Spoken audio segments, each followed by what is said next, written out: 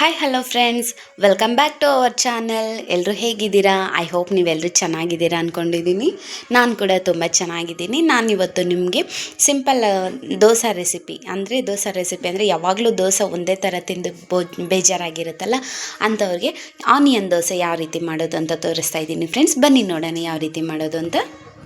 ನೋಡಿ ಫ್ರೆಂಡ್ಸ್, ನಾನೊಂದು mixie jar ತಗೊಂಡಿದ್ದೀನಿ. ಈಗ ಇದಕ್ಕೆ ನೋಡಿ ಕಟ್ ಮಾಡಿ ಇಟ್ಕೊಂಡಿರೋಂಥ ಈರುಳ್ಳಿನ ಹಾಕ್ಕೊತಾ ಇದ್ದೀನಿ. ಹಾಗೆ ಒಂದು 1/4 ಟೇಬಲ್ ಸ್ಪೂನ್ ಆಗೋಷ್ಟು ನೋಡಿ ಜೀರಿಗೆ ಹಾಕ್ಕೋತಾ ಇದ್ದೀನಿ. ನೋಡಿ ಚೂರು ಹುಣಸೆಹಣ್ಣು ನೋಡಿ ಇಷ್ಟೇ ತೊಗೊಂಡಿದ್ದೀನಿ, ಇಷ್ಟೇ ಹಾಕ್ಕೊಳ್ಳಿ.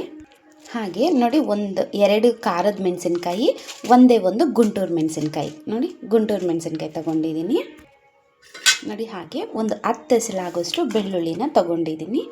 ಈಗ ಇದಕ್ಕೆ ಒಂದು ಸ್ವಲ್ಪ ನೀರು ಹಾಕ್ಕೊಳ್ಳಿ. ನೋಡಿ ಫ್ರೆಂಡ್ಸ್, ನೀರು ಹಾಕ್ಕೋತಾ ಇದ್ದೀನಿ.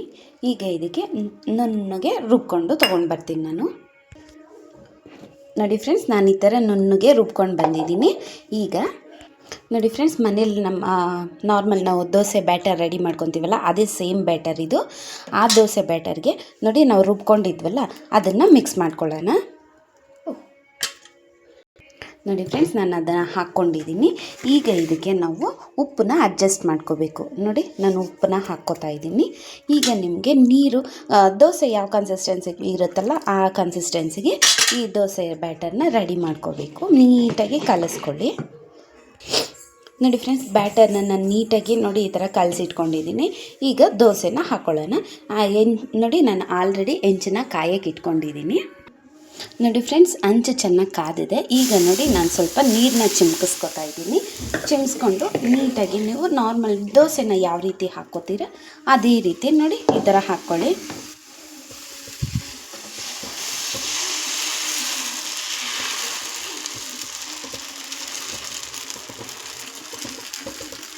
ನೋಡಿ ನಾನು ಹಾಕ್ಕೊಂಡಿದ್ದೀನಿ. ಈಗ ನಿಮಗೆ ಆಯಿಲ್ ಹಾಕ್ಕೊಳ್ತೀರಲ್ವ ನಾರ್ಮಲ್ಲು, ನೋಡಿ ನಾನು ಆಯಿಲ್ನ ಹಾಕ್ಕೋತಾ ಇದ್ದೀನಿ.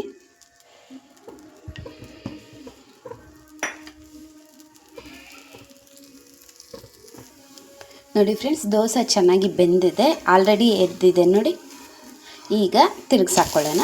ನೋಡಿ ಗೋಲ್ಡನ್ ಕಲರ್ ಎಷ್ಟು ನೀಟಾಗಿ ಬಂದಿದೆ. ಇಷ್ಟಾದರೆ ಸಾಕು. 2 ಕಡೆ ಬೇಯಿಸ್ಕೊಂಡು ತೆಗಿಯೋದು ಅಷ್ಟೇ.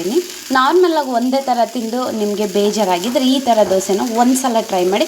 ನಿಜವಾಗ್ಲೂ ನಿಮ್ಗೆ ಇಷ್ಟ ಆಗುತ್ತೆ, ತುಂಬ ಚೆನ್ನಾಗಿರುತ್ತೆ. ನಾನು ಯಾವುದೇ ರೆಸಿಪಿ ಆಗಲಿ ನಾನು ಟ್ರೈ ಮಾಡಿಬಿಟ್ಟೆ ನಿಮಗೆ ತೋರಿಸೋದು. ತುಂಬ ಚೆನ್ನಾಗಿರುತ್ತೆ. ನಾನು ಟ್ರೈ ಮಾಡಿಬಿಟ್ಟು ನಿಮಗೆ ತೋರಿಸ್ತಾ ಇರೋದು ಫ್ರೆಂಡ್ಸ್. ನಿಜವಾಗ್ಲೂ ಈ ರೆಸಿಪಿ ನಿಮಗೆ ಖಂಡಿತ ಇಷ್ಟ ಆಗೇ ಆಗುತ್ತೆ. ಸಾರಿ ಫ್ರೆಂಡ್ಸ್, ಅದು ತೆಗಿಯುವಾಗ ಆ ಥರ ಆಗೋಯ್ತು, ಸಾರಿ. ನೋಡಿ 2 ಕಡೆ ಬೇಯಿಸ್ಕೊಳ್ಳಿ, ನಿಮ್ಗೆ ಖಂಡಿತ ಇಷ್ಟ ಆಗೇ ಆಗುತ್ತೆ. ನೋಡಿ ಫ್ರೆಂಡ್ಸ್, 2 ಕಡೆ ಬೆಂದಿದೆ.